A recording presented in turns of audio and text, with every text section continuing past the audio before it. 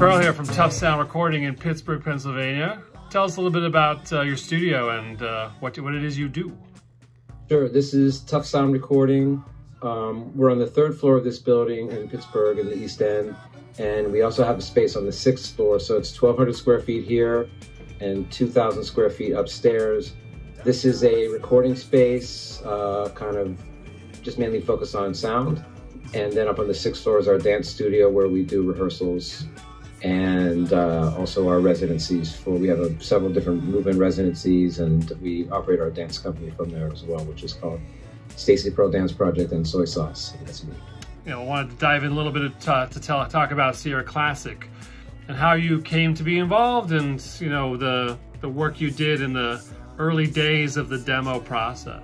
There were some early demos that took place that I did some guitar work on, and some drum treatments and some mixing and sub-mixing and that sort of thing. So it kind of falls hand in hand with the nature of online remote collaboration kind of thing. So taking like a song, like a little seed, and making it into a more fully realized demo. Do you do that a lot? Yeah.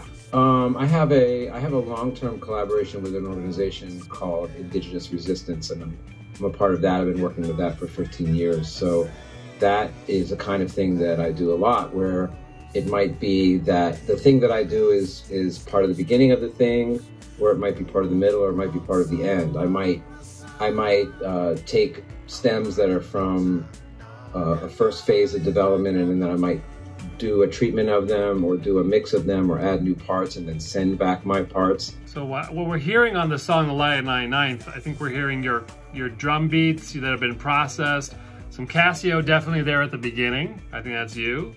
Yeah, I think that's a Casio MT40, but then I ended up playing guitar on that too. Yeah, and that's something you don't do much anymore these days. I'm a retired guitarist. A retired guitarist. But I think it's a terrific guitar part. You had mentioned that in a previous conversation you thought it sounded like a little Roxy Music influence was seeping in there, especially in the outro of the song. I mean, little Roxy, little Cocteau Twins sort of thing. Yeah, there's a dreamy element to this song, absolutely. I think I picked up on that as a lyricist working on trying to talk about a transitional phase of one's life, going from the waking up in the morning at home and getting on a train or any kind of a commute vehicle and going to the office. And if it's a long commute, there's a phase where you really have time to kind of process a lot of things. And so that dreaminess, I think, was kind of seeping in into my lyric writing, because the lyrics came later after the song had already was in like a musical form.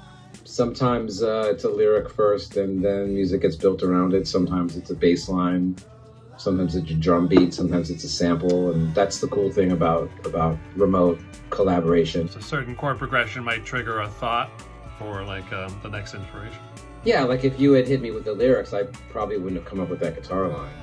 Back at Tuff Sound, tell us a little bit about like the folks who come through there. What kind of work you're doing? Yeah, so I'd say about 70% of my client work is hip hop. So I work with a lot of rappers. This is a great time to be making music, and it's like a testament to all of the great tools that we have, where we can,